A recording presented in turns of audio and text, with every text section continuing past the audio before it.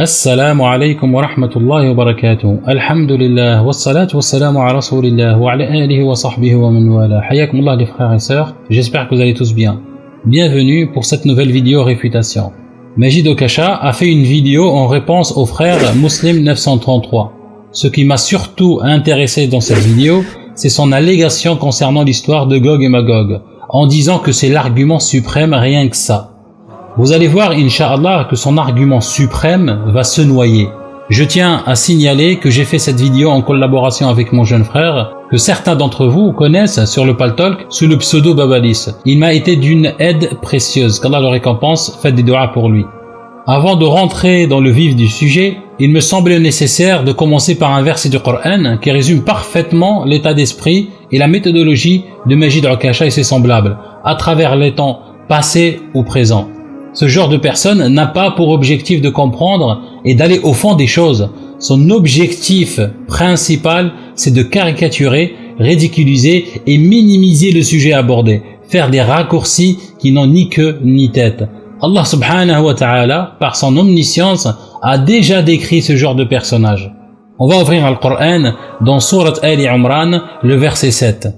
أعوذ بالله من الشيطان الرجيم بسم الله الرحمن الرحيم هو الذي أنزل عليك الكتاب منه آيات محكمات هن أم الكتاب وأخر متشابهات فأما الذين في قلوبهم زيغ فيتبعون ما تشابه منه ابتغاء الفتنة وابتغاء تأويله وما يعلم تأويله إلا الله والراسخون في العلم يقولون آمنا به كل من عند ربنا وما يذكر إلا أولو الألباب. Au nom d'Allah, le tout miséricordieux, le très miséricordieux. C'est lui qui a fait descendre sur toi le livre. Il s'y trouve des versets sans équivoque, qui sont la base du livre, et d'autres versets qui peuvent prêter à d'interprétations diverses. Les gens donc, qui ont au cœur une inclination vers l'égarement, mettent l'accent sur les versets à équivoque, cherchant la dissension en essayant de leur trouver une interprétation, alors que nul n'en connaît l'interprétation à part Allah. Mais ceux qui sont bien enracinés dans la science disent « Nous y croyons, tout est de la part de notre Seigneur, mais seuls les doués d'intelligence s'en rappellent. » Son but n'est vraiment pas la recherche de la science et la bonne compréhension, mais plutôt manipuler et fabriquer des allégations sur l'islam pour pousser les plus faibles d'esprit à douter. Mais soyez-en sûrs qu'il échouera. Ceci n'est pas ma promesse à moi, mais celle d'Allah subhanahu wa ta'ala. Bismillahirrahmanirrahim. Wa man adlamu mimman iftara ala Allahi al-kadhiba wa huwa yud'a ila al-islam.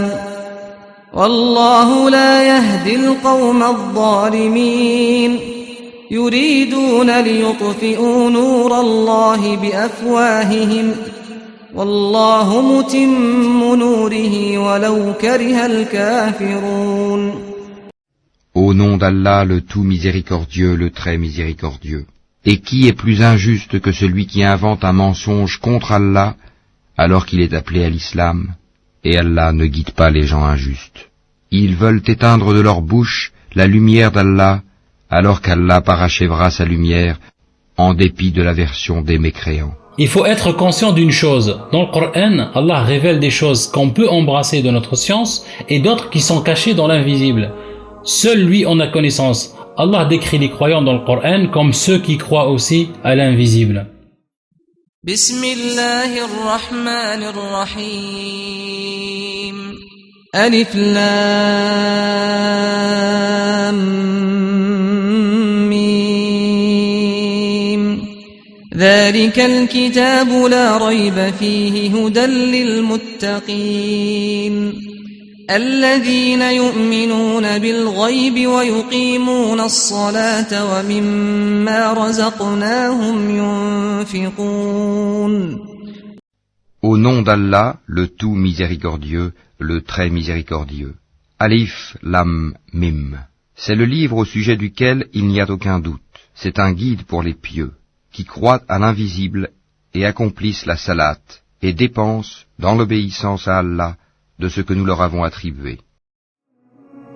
Allah révèle aussi de sa science ce qu'il veut, comme parfaitement décrit et écrit dans Ayat al-Kursi. بسم الله الرحمن الرحيم الله لا إله إلا هو الحي القيوم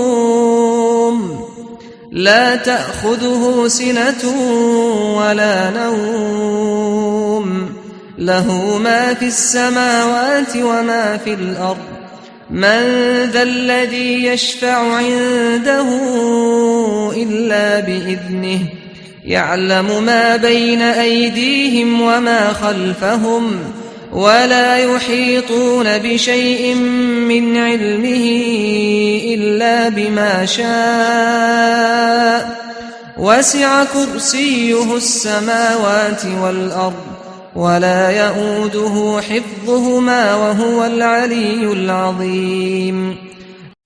Au nom d'Allah, le tout miséricordieux, le très miséricordieux. Allah, point de divinité à part lui, le vivant, celui qui subsiste par lui-même, Al-Qayyum, ni somnolence, ni sommeil ne le saisissent. À lui appartient tout ce qui est dans les cieux et sur la terre.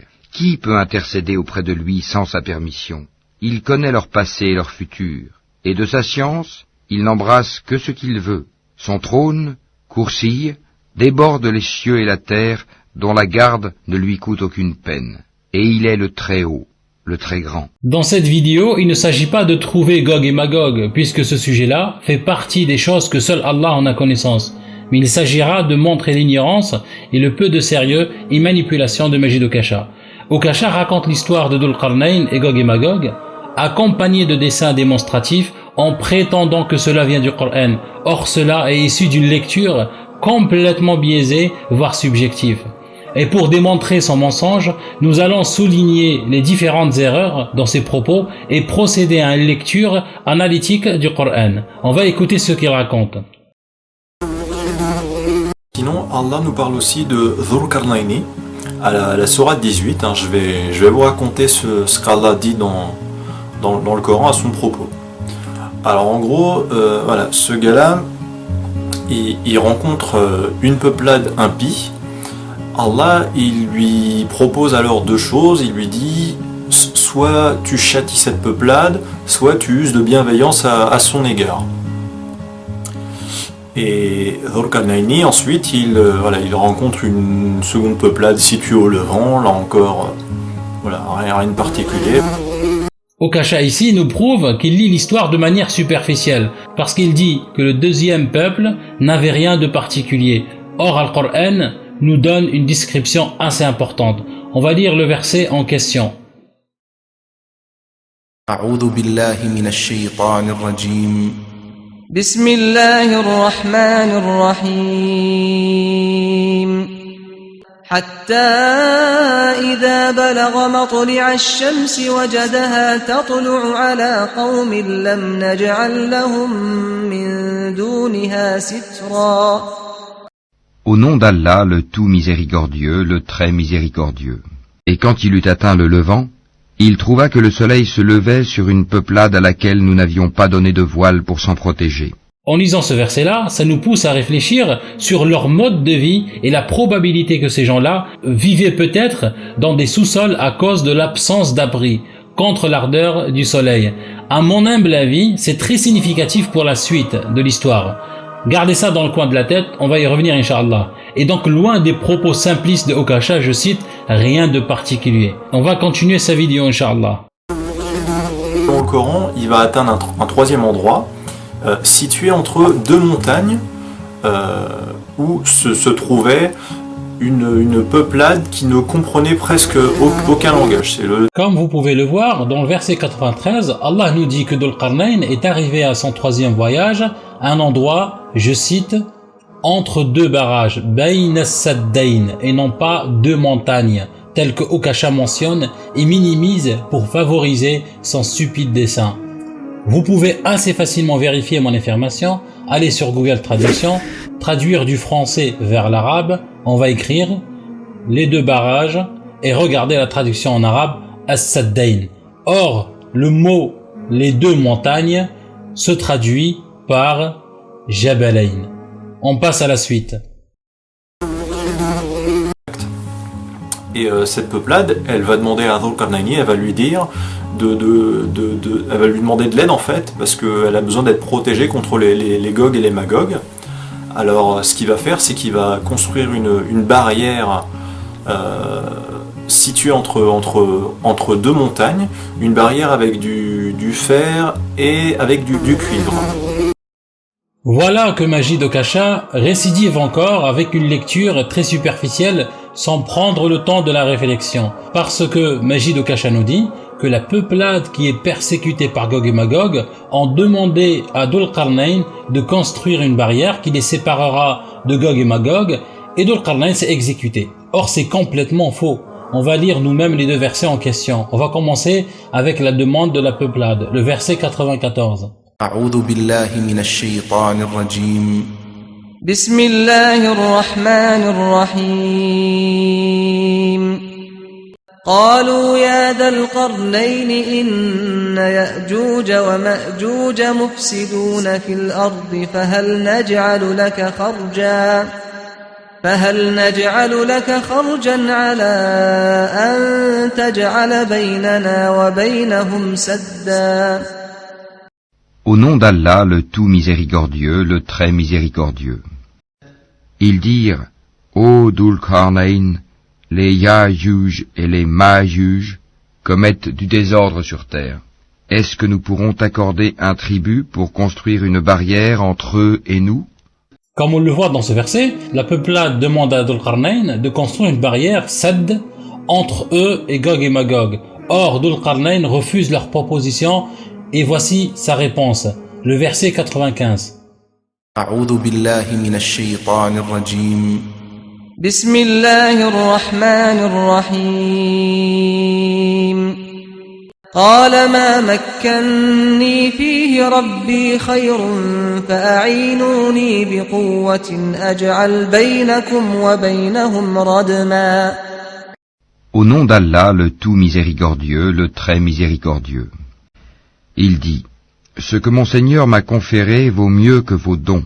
Aidez-moi donc avec votre force, et je construirai un remblai entre vous et eux. J'attire votre attention que le mot utilisé ici n'est pas sad, barrière, mais le mot radm, qui se traduit par remblai. On va aller encore une fois sur Google, on tape remblai, on va lire remblai, c'est une masse de matière rapportée pour élever un terrain, combler un creux ou combler les vides de l'exploitation minière. On va ouvrir Lisan al-Arab de Ibn Mandour, l'édition de As-Sadir, tome 6, la page 138. Je cite Radm al-Radmu, sadduka baban kullahu, ou tulmatan, ou madkhalan, ou nahwa dhalik. Al-Radm, traduction, boucher une porte ou un trou, une ouverture, etc. On va lire la suite. وقيل الردم أكثر من السد لأن الردم ما جعل بعضه على بعض. Je traduis, al-radm est plus conséquent que sad parce que le radm est un remblai ou un amas de matériaux les uns sur les autres. Ce qui signifie boucher un trou, une sortie, etc. Et non pas un simple barrage ou barrière comme ils ont demandé. Ce qui empêchera Gog et Magog de nuire aux autres aussi, pas qu'à cette peuplade. Et c'est à partir de ce moment-là, dans le verset suivant, que Dhul Qarnayn leur dicte les étapes de la réalisation du remblai par le rassemblement des blocs de fer qui atteignent les deux niveaux. Je cite Ida sawa bayna as-sadafayn. Petite remarque ici, Allah dit Ida sawa bayna as-sadafayn. Littéralement, le mot as-sadafayn ne se traduit pas par les montagnes. Car montagne, comme on a vu, c'est Jabal. Et as-sadafayn n'a pas d'équivalent en français, mais son sens se rapproche de les deux hauteurs, les deux niveaux ou les deux sommets. On va écouter la suite. Avec du fer et avec du cuivre. Une barrière donc située entre deux montagnes et selon Allah, qui ne purent guère escalader ni... Ici, Okasha fait encore une fois preuve d'ignorance et de maladresse. Il nous dessine la fameuse barrière inventée par sa diarrhée mentale, comme nous l'avons bien précisé précédemment, cherchant par son dessin à se préparer une piste d'attaque. Eh bien, nous allons voir sans plus tarder ce que nous révèle la suite de l'histoire du Coran. Sachez, mes frères et sœurs, que le verset 97 renferme une vérité que Okasha et compagnie n'ont pas le niveau ni le profil qui leur permettra de l'atteindre à cause de leur lecture superficielle. Eh bien, cette vérité se révèle quand nous lisons le verset en arabe. Je cite « فَمَسْتَعُوا أَنْ يَظْهَرُوهُ وَمَسْتَطَعُوا لَهُ نَقْبًا » Et pour comprendre, je vous expose un schéma démonstratif. Si nous cherchons à traduire le verset فَمَسْتَعُوا أَنْ يَظْهَرُوهُ وَمَسْتَطَعُوا لَهُ نَقْبًا de manière littérale, eh bien on est loin des traductions officielles du Coran. Le résultat de la traduction littérale nous donne « ils n'ont pas pu en sortir, ils ne pourront pas les brécher ». Pour un premier temps, gardez les deux versets en arabe et la traduction en français en vue. Sachez que dans les deux mots en arabe, encerclés en rouge, il s'agit du verbe pouvoir. Dans la première partie, sans la lettre ta, ça exprime le verbe pouvoir suite à une première et une seule tentative qui leur fait prendre conscience de leur nouvelle situation implacable. Tandis que dans la deuxième partie avec la lettre ta, qui se rajoute en apportant une nuance à ce mot-ci, eh bien cette nuance consiste à donner une répétition, une persévérance au verbe pouvoir. Donc en gros, ça donne malgré les tentatives répétées. Revenons maintenant aux deux mots encerclés en bleu. Le mot en arabe, yadharu, et le deuxième, naqba. Ce premier mot signifie yakhruju min batnihi ila dahrihi. Je traduis, sortir et remonter à la surface. Vous pouvez le vérifier dans le livre Lisan al-Arab de Ibn Mandour, le tome 9 à la page 198 et 199. Le deuxième mot encerclé en bleu, naqba, signifie at-tuqbu fi ayyi shay'in kan, se traduit par un trou ou un creux. Vous pouvez le vérifier dans le même livre, tome 14 à la page 300. Donc si on relit le tout après cette explication, ça nous donne mot pour mot, ils n'ont pas pu en sortir et nous ne pourrons pas les brécher. Bien sûr, ébrécher dans le sens de faire une ouverture assez large pour leur permettre de sortir, pas un simple trou. Ceci est révélateur de la situation dans laquelle Gog et Magog se trouvent. Et donc, en l'occurrence, il s'agit d'un emprisonnement dans le ventre de la terre, sans possibilité de sortir et sans possibilité de creuser pour le faire. Voilà qui met une claque à la pseudo-étude de 8 ans de magie d'Okasha, ce qui, à mon avis, n'a duré que 8 minutes top chrono. Accrochez-vous, chers frères et sœurs, vous allez assister à une ignorance, débilité et incompétence manifeste de la part de Okasha. Il nous dit. Et d'après Allah toujours, le jour de la fin du monde, le jour où il sera soufflé dans la trompe, qui annonce le jour du jugement dernier, alors cette barrière cédera et ils pourront déferler les uns sur les autres depuis leur côté respectif. C'est très intéressant ce que dit Allah dans ce... Subhanallah, comme vous avez pu le constater, notre éminent savant Majid Okasha nous dit que le peuple de Gog et Magog aura sa permission de sortie quand la fameuse barrière cédera, le jour où il sera soufflé dans la trempe, qui donc permet la déferlation des peuples les uns sur les autres. Mais Inch'Allah, quelle pertinence! C'est décidé, je prends des cours chez lui. Bien sûr, des cours de comique. On va ouvrir le Coran dans la sourate 18, le verset 98 et 99.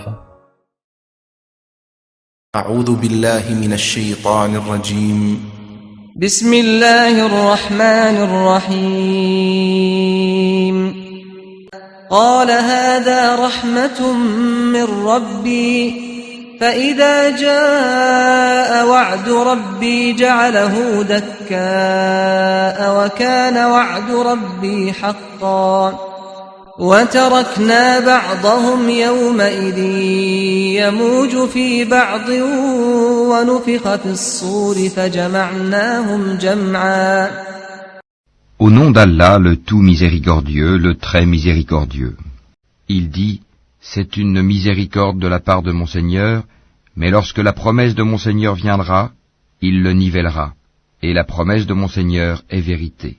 Nous les laisserons ce jour-là déferler comme les flots les uns sur les autres, et on soufflera dans la trompe, et nous les rassemblerons tous. Là, clairement, Allah nous fait savoir que si le remblai se maintient intact, c'est bien par sa volonté et sa miséricorde. Et quand la promesse d'Allah viendra, je cite un temps précis, il le nivellera, permettant la déferlation des uns sur les autres. Donc, il n'y a que seulement après que tout cela se produit, que Allah donnera l'ordre de souffler dans la trempe, et pas avant comme Ukasha vient d'avancer. D'ailleurs, nous trouvons cela mentionné comme signe de la fin des temps, dans les hadiths du prophète alayhi salatu wassalam, notamment ceux qui sont mutadawil, c'est-à-dire les hadiths connus et répétés. Je vais vous exposer un des plus connus qui raconte clairement l'histoire de leur sortie.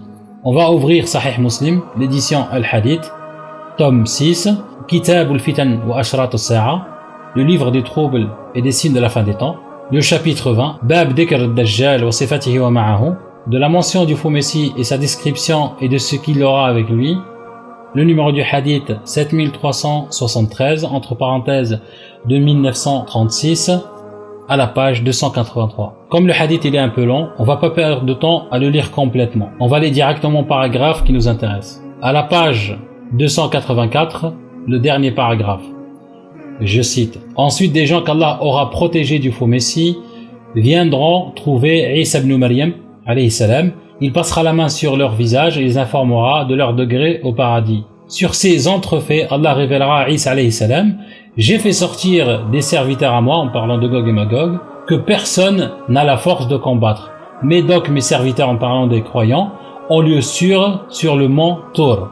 On va continuer, Inch'Allah, la suite du hadith, la page 285, je cite: Allah suscitera alors Juj et Majouj, qui déferleront de toutes parts. Les premiers d'entre eux passeront par le lac Tibériade et boiront l'eau qui s'y trouve. Les derniers viendront et diront: il fut un temps où il y avait de l'eau ici. Le prophète d'Allah, Isa alayhi salam, et ses compagnons seront assiégés. C'est bien que pour l'un d'eux, une tête de taureau vaudra bien plus que 100 de vos dinars aujourd'hui. Le prophète d'Allah, Isa alayhi salam, et ses compagnons invoqueront Allah qui enverra des vers sur les coups de Juj et Majouj. Au matin, ils mourront tous comme un seul homme. Ensuite, le prophète d'Allah, Isa alayhi salam, et ses compagnons descendront de la montagne et ne trouveront pas un seul empan de la terre qui ne soit empli de leur charogne. Le prophète d'Allah, Isa alayhi salam, et ses compagnons vont invoquer Allah, etc. On va lire la suite pour ne pas perdre de temps. Ensuite, Allah fera tomber une pluie qui n'épargnera aucune maison, etc. Et le dernier paragraphe: sur ces entrefaits, Allah enverra un vent agréable qui les saisira sur leurs aisselles. Ici, il parle des croyants. Il prendra ainsi l'âme de chaque croyant et de chaque musulman, et les pires gens subsisteront. Ils forniqueront à l'instar des ânes. C'est eux alors que l'heure surprendra. Comme vous avez vu, la sortie de Gog et Magog n'est qu'un signe de la fin des temps. Ils vont encercler Jésus, que la paix d'Allah soit sur lui, et les croyants. Après, Allah va les exterminer, et bien plus tard, tous les musulmans seront emportés. Il ne restera que la pire espèce sur terre, des fornicateurs. Et c'est sur eux que l'heure de la fin des temps surviendra, pas comme Ukasha a prétendu. Ceci montre bien sûr le manque de sérieux de sa lecture et de sa pseudo-recherche, qui nous démontre clairement que ces gens-là aiment faire des sauts olympiques dans les textes pour justifier leurs conclusions précoces, vides, moqueuses et complètement à côté de la plaque. La lecture analytique du Coran que nous venons de faire nous a révélé la nature des mots et leur contexte exact, ce qui nous a offert la précision qui nous a permis de construire notre recherche de manière honnête et objective. En revanche, comme vous avez pu le constater, Ukasha ne fait que sauter les étapes, écouter sa propre subjectivité pour justifier ses conclusions précoces et construire son château de cartes sur des fondations erronées. Ça nous rappelle bien sûr le verset 7 de la sourate Ali Imran que nous avons déjà évoqué auparavant, qui nous a décrit parfaitement et explicitement l'état d'esprit de Ukasha et de sa tribu. À travers ce verset-là, nous comprenons que l'objectif de Ukasha et compagnie n'est pas d'entendre raison, mais plutôt de survoler la partie émergée de l'iceberg. La haine qu'il manifeste par sa bouche et ce qui cache dans son cœur est pire, l'empêche d'être objectif et l'induit en erreur, comme nous l'a révélé Allah subhanahu wa ta'ala dans Sourate Ali Imran, le verset 118. أعوذ بالله من الشيطان الرجيم بسم الله الرحمن الرحيم يا أيها الذين آمنوا لا تتخذوا بطانة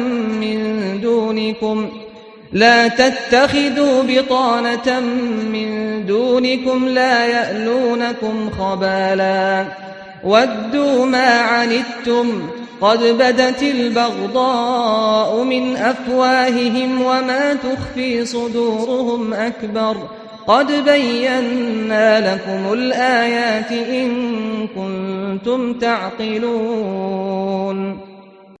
Au nom d'Allah, le tout miséricordieux, le très miséricordieux.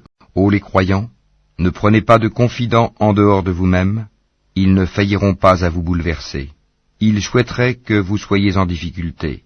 La haine certes s'est manifestée dans leur bouche, mais ce que leur poitrine cache est encore plus énorme. Voilà que nous vous exposons les signes, si vous pouviez raisonner. Et pour vous donner un exemple de sa superficialité, il nous dit: D'abord, vous rappelez que les êtres humains, il me semble, ce sont des créatures normalement un minimum débrouillardes par rapport au reste de la faune en tout cas. Et une barrière de, allez admettons, 2 mètres de haut, soit, je sais pas, pour la passer, soit je creuse en dessous, quitte à ce qu'elle soit longue quitte à ce que le trou soit long de plusieurs kilomètres, hein, voilà, soit j'empile un meuble ou deux et puis je passe par-dessus cette barrière, si vous voulez, cette barrière prétendument infranchissable, quoi. Ou mieux, cette barrière, les humains ne peuvent pas la franchir d'après Allah, voilà, elle est très solide, mais elle est située entre 2 montagnes. Les montagnes ne sont pas infranchissables, déjà à leur base, on peut les franchir, ces 2 montagnes qui bordent cette barrière. Donc voilà, pour pas se faire chier, pour pouvoir passer de l'autre côté et aller faire chier l'autre peuple qui est coincé, suffit de contourner cette barrière, ne serait-ce que déjà par les montagnes qui la bordent, ou au-delà. Ça ne me semble pas être compliqué. Et sur une terre sphérique en plus, et pas une terre plate comme un tapis, rien n'est vraiment plus simple dans l'absolu que de contourner une barrière de métal qui borde 2 montagnes. Puisque la terre est rotonde, voilà, au pire, vous marchez dans votre dos très très longtemps, vous allez faire le tour de la terre, vous allez arriver de l'autre côté. Bref, en tout cas, on contourne cette barrière, quoi, si vous voulez, à défaut de pouvoir la casser. Ici, bien sûr, on ne va pas commenter tout le dessin puisqu'il est déjà réfuté, ce qui rend le reste de son intervention complètement inutile. Mais j'attire votre attention quand il dit « le mur, il fait 2 mètres de haut ». Il essaye de donner des solutions pour franchir ce mur, par exemple le contourner, le creuser, etc. Or, subhanallah, il suffit juste d'appeler Shaquille O'Neal, lui qui fait 2 mètres 16, le problème sera réglé. Subhanallah, regardez la simplicité et l'ignorance manifeste, regardez le mépris, subhanallah, qu'il a. Même un mur qui entoure une prison, minimum c'est 2 mètres 50. Ajib. On va passer, Inch'Allah, à la suite. C'est qu'à partir du XXe siècle sur Terre, voilà, il y allait y avoir des satellites, invention d'occidentaux, qui gravitent autour de la Terre et qui sont capables de la photographier au mètre près s'il le faut. Les satellites peuvent même identifier un seul individu. Donc un individu, j'imagine que s'ils peuvent le photographier, ils peuvent tout autant photographier une barrière qui empêche l'individu de passer d'un côté et de l'autre. Et en tout cas photographier également les montagnes qui barrent cette barrière. Or, à ma connaissance, aucun satellite occidental n'a jamais vu sur Terre une barrière en métal située entre 2 montagnes et qui empêcherait le peuple Gog et Magog d'aller... Majid de Kasha évoque les satellites en disant comment ils n'ont pas pu trouver la construction de Gog et Magog, etc. Première nouvelle, je ne savais pas que la NASA a ouvert une mission intitulée « À la quête de Gog et Magog ».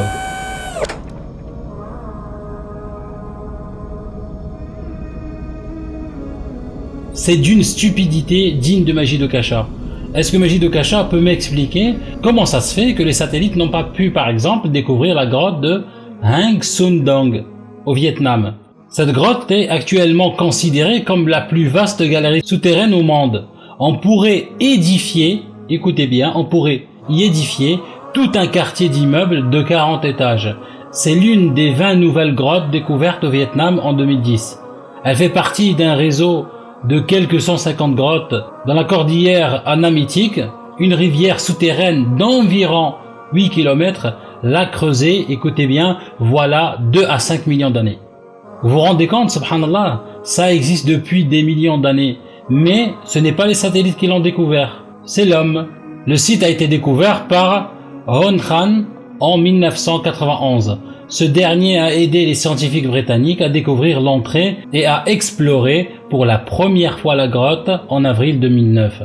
Où sont les satellites, subhanallah? Comment ça se fait qu'ils n'ont pas découvert ces grottes, qui peuvent abriter tout un quartier d'immeubles de 40 étages, qui contient en son sein tout un écosystème? La vie jaillit dans les salles de Hang Sun Dong, où pénètre la lumière de l'extérieur, créant un monde bien différent des espèces dénudées, exiguës et obscures que la plupart des spéléologues connaissent. Ici, des fougères et d'autres plantes ont colonisé les bassins calcaires. On va remplacer l'histoire de Gog et Magog avec l'histoire de cette grotte. Et imaginez qu'on ne l'a pas encore découverte et que Allah subhanahu wa ta'ala a révélé son existence.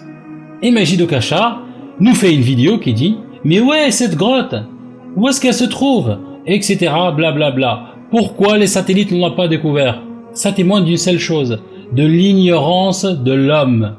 Les scientifiques sont d'accord pour dire qu'on ne sait presque rien sur notre univers et qu'on ne connaît que 5% des océans. Les scientifiques n'ont même pas pu explorer 20 km du manteau terrestre. Les exemples sont nombreux. Et parce que Okasha est ignorant et illimité, il n'a pas de connaissance de l'invisible, il rejette l'existence de Gog et Magog. Et voilà le verset qui s'applique parfaitement à la situation. On va ouvrir un Coran dans Sourate Yunus, le verset 39. أعوذ بالله من الشيطان الرجيم بسم الله الرحمن الرحيم بل كذبوا بما لم يحيطوا بعلمه ولما يأتهم تأويله كذلك كذب الذين من قبلهم فانظر كيف كان عاقبة الظالمين. Au nom d'Allah, le tout miséricordieux, le très miséricordieux. Bien au contraire, ils ont traité de mensonges ce qu'ils ne peuvent embrasser de leur savoir et dont l'interprétation ne leur est pas encore parvenue. Ainsi ceux qui vivaient avant eux traitaient d'imposteurs leurs messagers. Regarde comment a été la fin des injustes. Les personnes comme Okasha prennent l'homme comme le divin, celui qui sait tout. Certes, l'homme a beaucoup évolué scientifiquement, mais il est loin de tout connaître, subhanallah. Okasha discute du Coran sans aucune science ni effort de compréhension. Allah subhanahu wa ta'ala nous en parle clairement dans le Coran. Bismillahirrahmanirrahim. ويسألونك عن الروح قل الروح من أمر ربي وما أوتيتم من العلم إلا قليلا.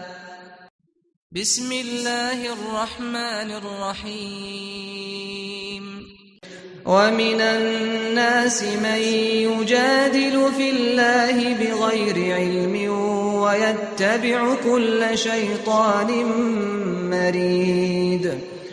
ومن الناس من يجادل في الله بغير علم ولا هدى ولا كتاب منير. بسم الله الرحمن الرحيم. ومن الناس من يشتري لهو الحديث ليضل عن سبيل الله بغير علم ويتخذها هزوا أولئك لهم عذاب مهين.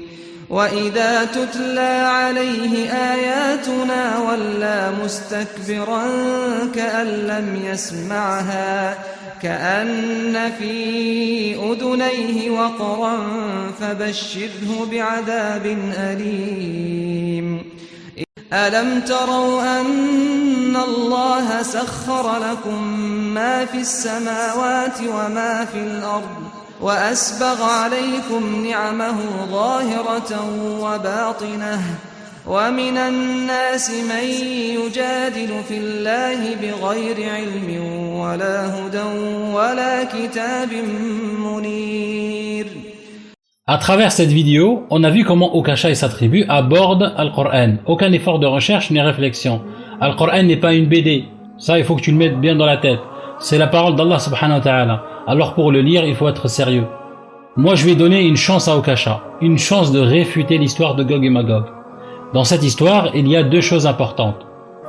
L'existence de Gog et Magog et le fait qu'ils ne pourront pas sortir sans la permission d'Allah subhanahu wa ta'ala. Ce qui veut dire que personne n'a le pouvoir ni la science de les découvrir, de les trouver. Alors la seule solution pour réfuter vraiment l'histoire de Gog et Magog est, premièrement, découvrir Gog et Magog avant qu'Allah ne décide de les faire sortir. Puisqu'Allah affirme dans le Coran justement qu'il leur sera impossible de sortir jusqu'à ce que Allah décide. Les versets authentiques nous disent qu'ils sortiront après que Isa alayhi salam viendra et tuera le Dajjal, le faux messie. Alors toi, libère-les avant. Ça c'est la première des choses. La deuxième des choses et surtout la plus importante, la seule solution de prouver et démontrer la non-existence de Gog et Magog sans aucun doute et qu'à la fin des temps, le jour où l'on va être jugé, tu viens me dire, voilà, comme je l'ai dit, Gog et Magog n'existent pas. Puisqu'on est à la fin des temps, le jour du jugement est là, et il n'y a pas eu de Gog et Magog. À part cela, tout ce que tu peux dire ne vaut rien. Au plus je regarde les vidéos d'Okasha et aussi la lecture de son torchant, au plus je me rends compte de sa simplicité et de son ignorance incroyable. Et de là j'ai décidé de ne plus lui donner de l'importance à lui, mais je vais au lieu de ça, Inch'Allah, répondre au sujet, les allégations sur le Coran, sur le prophète, les hadiths, etc. Des vidéos plus courtes qui traitent d'une allégation à la fois, Inch'Allah. Mais ceux qui veulent un travail de réfutation sur le livre d'Okasha, je leur conseille le livre du frère Froment Michael. Le titre, il était Une mauvaise foi, magie d'Okasha. Super titre. L'histoire d'un ignorant qui se prenait pour un érudit. Tu pouvais pas dire mieux, Harry. Qu'Allah récompense le travail et la peine du frère Michael. Je sais combien est infligeant et insupportable de lire et décortiquer Majid et son torchant. Tellement l'ignorance nous agresse. En lisant son livre, tu auras les yeux qui saignent. En écoutant ses vidéos, les oreilles qui explosent. Ça témoigne de notre époque étrange. Pour finir, un petit rappel concernant la profusion de l'ignorance prophétisée par le prophète Mohammed alayhi salatu wassalam. On va ouvrir le livre Les signes de la fin des temps de Youssef el-Wabil de l'édition Al-Hadith. Parmi les petits signes de la fin des temps, numéro 13, la disparition du savoir et l'apparition de l'ignorance.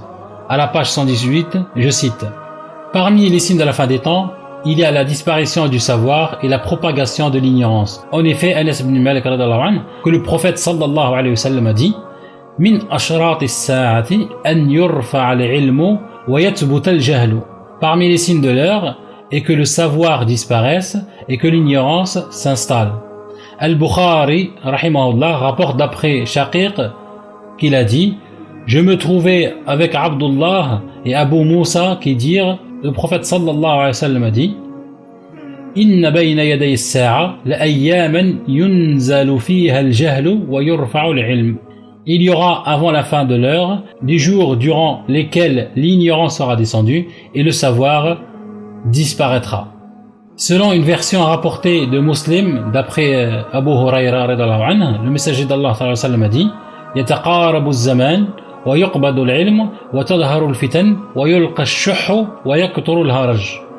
Le temps se rapprochera, le savoir disparaîtra, les troubles apparaîtront, l'avarice viendra et le meurtre se multipliera. Ces hadiths sont rapportés dans Al-Bukhari et Muslim. Par exemple, Sahih Muslim dans l'édition Al-Hadith, tome 6, Kitab al-Ilm, le livre du savoir, le chapitre 5, Bab Raf al-Ilm wa qabdihi wa dhuhur al-jahl wal fitan fi akhir az-zaman. La disparition du savoir et de sa saisie, de l'apparition de l'ignorance et des troubles de la fin des temps. Numéro du hadith, par exemple, 6785, entre parenthèses 2671, un hadith 6788, entre parenthèses 2672, 6792, entre parenthèses 157, le hadith 6793 et le hadith 6794, etc. On va lire par exemple le hadith 6799 du même livre référence à la page 90. فقال عروة فكان فيما ذكر أن النبي صلى الله عليه وسلم قال إن الله لا ينتزع العلم من الناس انتزاعا ولكن يقبض العلماء فيرفع العلم معهم ويبقي في الناس رؤوسا جهالا يفتونهم بغير علم فيضلون ويضلون. La traduction. Urwa dit, il mentionna entre autres que le prophète d'Allah sallallahu alayhi wa sallam a dit, certes Allah n'arrachera pas le savoir aux gens, mais il saisira les savants et ôtera le savoir avec eux. Il laissera parmi les gens des chefs ignares qui leur délivreront des fatwas sans aucun savoir. Ils s'égareront et égareront les autres.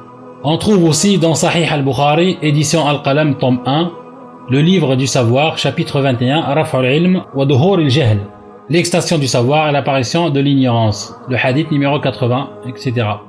عن أنس بن مالك قال قال رسول الله صلى الله عليه وسلم إن من أشراط الساعة أن يرفع العلم ويثبت الجهل ويشرب الخمر ويظهر الزنا. عن أنس بن مالك رضي الله عنه, le prophète عليه السلام a dit, parmi les signes précurseurs de l'heure ultime, on verra le savoir s'éteindre, l'ignorance s'établir, les boissons enivrantes se généralisent et l'adultère se manifeste.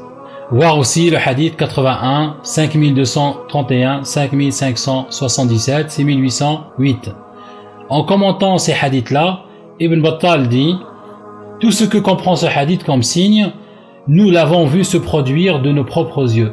Certes, la science a diminué, l'ignorance est apparue, l'avarice a pénétré les cœurs, les troubles se sont généralisés et le meurtre s'est multiplié. Drôle d'époque, subhanallah, les ignorants sont mis au devant de la scène. Tout le monde se permet d'écrire des livres. La vidéo touche à sa fin, j'espère que ça a été profitable. Si j'ai dit quelque chose de bien, tout le mérite revient à Allah. Et si j'ai oublié ou négligé quelque chose, c'est de ma faute et celle de Shaitan. Partagez la vidéo au maximum. Barakallahu fikum. Alhamdulillah alladhi bi ni'matihi tatimmu as-salihat. Wa salatu wa salam ala rasulillah wa ala alihi wa sahbihi wa man walah. Prenez soin de vous. Je vous dis à une prochaine vidéo, Inch'Allah. Assalamu alaikum wa rahmatullahi wa barakatuh.